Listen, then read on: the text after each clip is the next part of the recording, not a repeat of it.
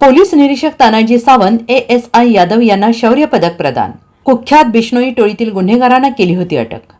कुख्यात बिश्नोई टोळीतील गुन्हेगारांना पुणे बंगळूर महामार्गावर पकडल्याप्रकरणी वरिष्ठ पोलीस निरीक्षक तानाजी शकुंतला दिगंबर सावंत आणि सहाय्यक पोलीस उपनिरीक्षक नामदेव नकुसाबाई महिपती यादव यांना पोलीस शौर्य पदकाने गौरवण्यात आलेलं आहे। मुंबईत राजभवन येथे मंगळवारी झालेल्या समारंभात राज्यपाल CP राधाकृष्णन यांच्या हस्ते पदक प्रदान करण्यात आलं।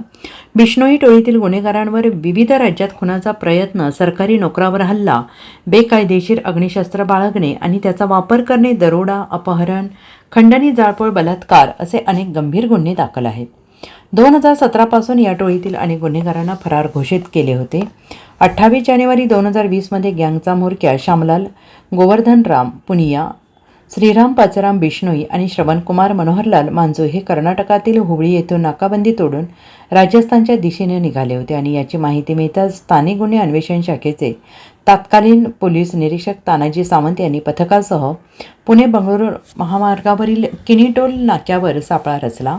टोळीच्या म्होरक्याने सहाय्यक पोलीस उपनिरीक्षक यादव यांच्या दिशेनं गोळीबार केला।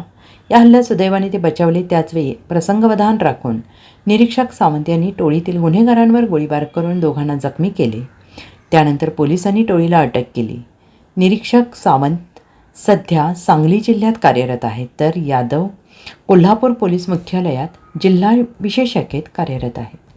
Bureau report SPN Marathi, Kolhapur.